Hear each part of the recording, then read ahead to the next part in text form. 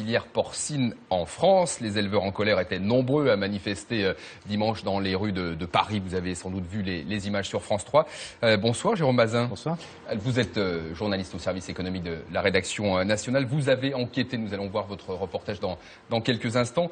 Mais auparavant, dites-nous ce que représente la filière porcine en France. Quel est le poids de cette activité? C'est un poids qui reste considérable, il suffit de voir les chiffres. Aujourd'hui, c'est quand même encore le 3e producteur de l'Union européenne. Ça veut dire 25 millions de têtes de porc par an. C'est quand même très important. C'est 2,5 fois moins que l'Allemagne, mais ça reste très important. Et puis surtout, si on additionne tous les emplois de la filière, en comprenant tous les métiers, ça représente 100 000 emplois et ça, c'est tout à fait considérable.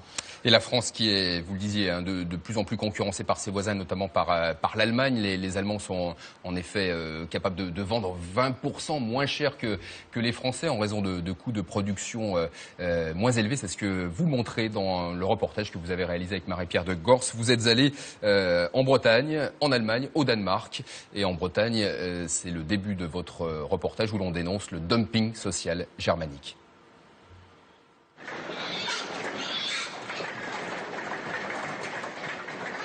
« 10 000 cochons par jour,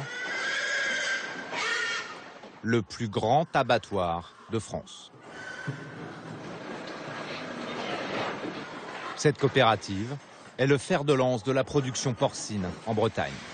500 000 tonnes de viande par an, 5 000 salariés, mais un patron sous pression. Le numéro 1 français du cochon perd de l'argent. Il accuse l'Allemagne. Le prix de vente d'un opérateur allemand pour ce même produit auprès de nos clients historiques est à 2,70 €, c'est-à-dire 60 centimes moins cher, c'est-à-dire 20% moins cher. Comment voulez-vous que l'on conserve nos marchés quand il y a un écart de 20% entre ce que nous sommes capables de vendre si on accepte de vendre sans marge et ce que peuvent acheter nos clients en allant s'approvisionner en Allemagne? Du porc, 20% moins cher, l'Allemagne est devenue le cauchemar des abattoirs français. Pour comprendre comment nos voisins peuvent être aussi compétitifs, nous partons à plus de 1000 km de Lamballe et de la Bretagne, vers une région que les Allemands surnomment la ceinture de graisse, le fief des industriels de la viande.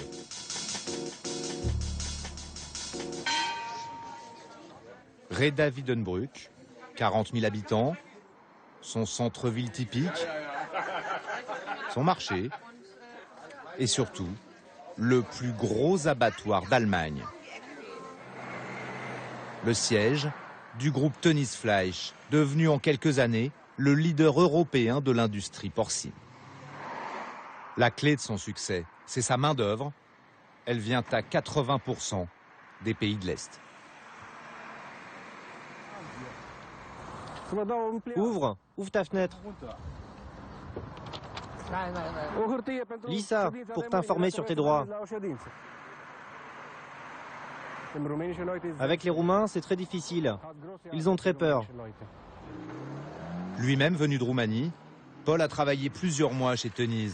Il a été licencié parce qu'il réclame le paiement des heures supplémentaires. Ses anciens collègues n'osent plus lui parler. Ici, il y a 2 caméras. Une là et une autre là-haut dans le coin.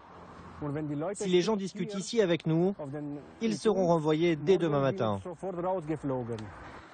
Des travailleurs étrangers sous surveillance. Il y a des caméras partout, mais la nôtre n'est pas bienvenue. L'entreprise n'autorise aucun tournage.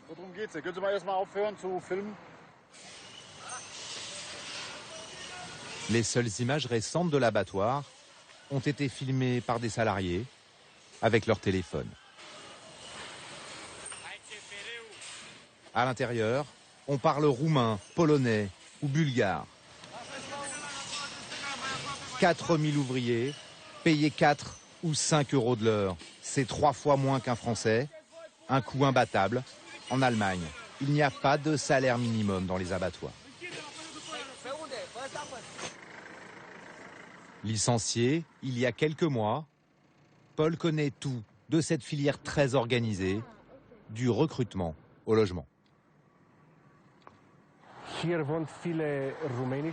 Dans ce quartier, il y a beaucoup de Roumains et de Polonais qui travaillent pour des sous-traitants de l'abattoir Teuniz. Ici, par exemple, il y a surtout des Roumains. Ils sont 6 ou 8 par appartement. Le prix, c'est 240 € par mois, mais pour chaque personne. Malgré ces loyers exorbitants, les ouvriers de l'abattoir veulent rester ici. Normal, ils gagnent 4 fois plus que chez eux. Alors même avec Paul, ils ne prennent pas le risque de nous parler. Non, il ne veut pas de la caméra. Sauf ceux qui n'ont plus rien à perdre, comme Lavinia, licenciée après un accident du travail.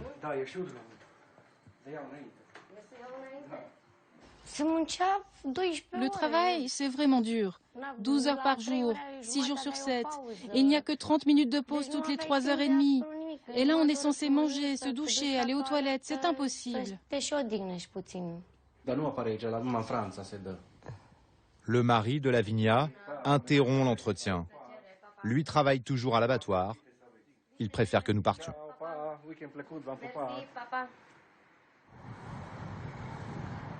Cette main-d'œuvre à bas coût a bouleversé le marché du porc en Europe. Pour s'en rendre compte, il suffit d'aller 400 km plus au nord, sur l'autoroute entre l'Allemagne et le Danemark.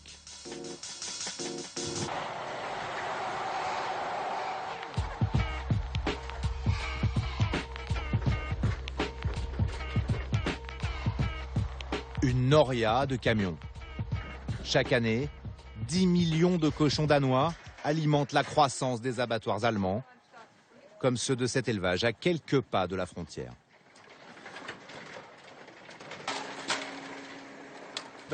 Là, ils m'en prennent 500 et un peu plus la semaine prochaine. Ils partent tous en Allemagne. Toute votre production? Toute ma production. Ils seront abattus près de Brême, chez Teuniz.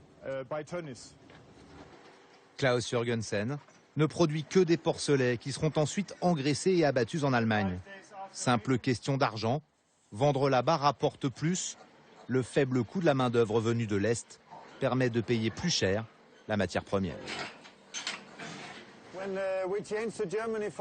J'ai choisi de travailler pour l'Allemagne il y a 4 ans, parce que je touche 2 ou 3 € de plus par porc qu'au Danemark. J'ai dit à mes clients danois que je pouvais avoir un meilleur prix en Allemagne, mais ils m'ont dit qu'ils ne pouvaient pas me payer plus. C'est comme ça. Le problème, c'est que la majorité des éleveurs a fait le même choix. Aujourd'hui, les 2/3 de la production danoise partent en Allemagne. Une catastrophe pour les abattoirs locaux privés de matières premières. 7000 licenciements, 13 sites fermés en moins de 10 ans. La moitié appartenait à Danish Crown, la plus grande coopérative du pays. S'est même délocalisée en Allemagne pour profiter du faible coût de main-d'œuvre. Le cochon danois est devenu allemand.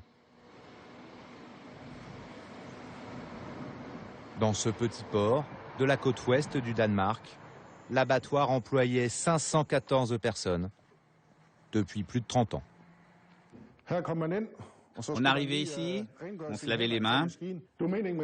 Après, on mettait notre charlotte, qui doit bien couvrir les oreilles. Le masque. Et puis, on vérifiait que nos vêtements étaient bien propres avant de partir en production.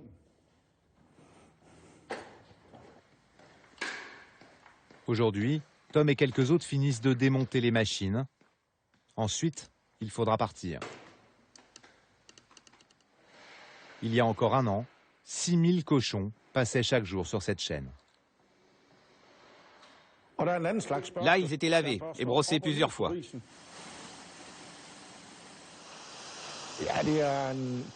C'est étrange de se retrouver aujourd'hui dans ce lieu vide, alors qu'il y avait tant d'activités.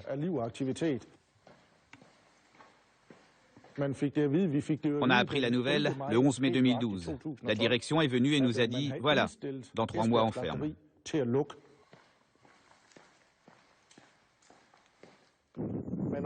C'était le choix le plus facile pour eux. Ils n'ont pensé qu'au coût de production. Ils auraient pu se battre pour rester au Danemark. Maintenant, ils n'ont plus que 6 abattoirs dans tout le pays. Des grilles qui se referme sur un abattoir fantôme. Le même scénario est en train de se produire à 2000 km de là, en France, au cœur de la Bretagne. Pas de repreneur pour les abattoirs GAD, en redressement judiciaire depuis 3 mois. Il y avait soi-disant un repreneur anglais, c'était fermé. 1700 salariés découvrent les ravages de la concurrence allemande. Il y a 10 ans, Atip nous aurait dit par exemple que la maison GAD allait se trouver dans cette situation. On l'aurait traité de barjot. Ouais, c'est vrai. C'est vrai. Hein. C'est vrai qu'il y a 10 ans... Ça a toujours été en évolution. Voilà, on a vu des journées à 5000 porcs par jour. Ouais. À l'abattage, c'était du 6000. On n'a pas vu venir au niveau des salariés. Hein. On a toujours pensé que les abattoirs bretons, la production porcine bretonne ne serait jamais touchée, qu'on serait tranquille, qu'on pouvait se battre entre Bretons même, parce que c'est ce qui se passait. Mais on n'a pas vu qu'à côté, l'Allemagne, en 10 ans, a fait plus que progresser, parce qu'elle a doublé, voire triplé ses volumes. Donc ça, on ne l'a pas vu venir, et du coup, on se retrouve face à cette concurrence sans pouvoir rien faire. Les abattoirs français ont porté plainte contre l'Allemagne pour dumping social. Mais sur le bureau de la Commission européenne, il y a des dossiers économiques beaucoup plus brûlants que la guerre du cochon.